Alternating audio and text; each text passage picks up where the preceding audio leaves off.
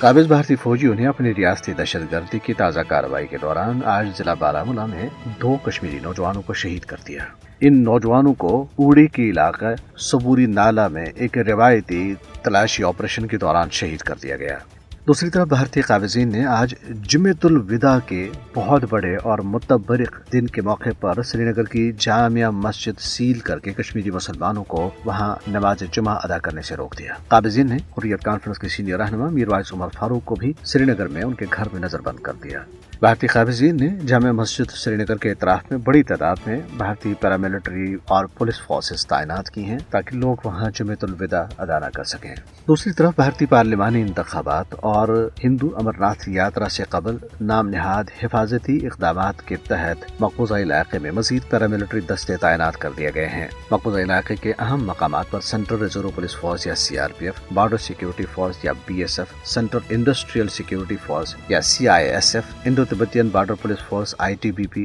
شاستر سیما بل SSB اور National Security Guards کے مزید دستے تعینات کیے گئے ہیں۔ یہ امر قابل ذکر ہے کہ مقبوضہ جموں کشمیر اس وقت دنیا کا سب سے زیادہ فوجی تعیناتی والا خطہ مانا جاتا ہے، جہاں 10 لاکھ سے زائد بھارتی فوج اور فورسز اہلکار کشمیریوں کے سروں پر سوار ہیں اور ان کی زندگی جہنم بنا رکھی ہے۔ کل جماعتی حریت کانفرنس نے حریت رہنماؤں، کارکنوں اور زندگی کے مختلف شعبوں سے وابستہ ہزارہا کشمیریوں کی جیلوں اور عقوبت خانوں میں مسلسل غیر قانونی نظر بندی پر شدید تشویش کا اظہار کرتے ہوئے عید الفطر سے قبل ان کی رہائی کا مطالبہ کیا ہے۔ حریت ترجمان ایڈوکیٹ عبدالرشید منہاس نے سری نگر میں جاری ایک بیان میں کہا ہے کہ حریت چیئرمین مسرت عالم بٹ، شبیر احمد شاہ، محمد یاسین ملک، آسیہ اندرابی اور ان سمیت سینکڑوں کی تعداد میں حریت رہنما، کارکن، انسانی حقوق کے کارکن، صحافی، طلبہ اور سول سوسائٹی کے کارکن مقبوضہ جموں کشمیر اور بھارت کی جیلوں میں قید و بند کی صحبتیں جھیل رہے ہیں۔ حریت ترجمان نے ان تمام اسیران حریت کے صبر و ثبات کو سلام پیش کیا اور کہا ہے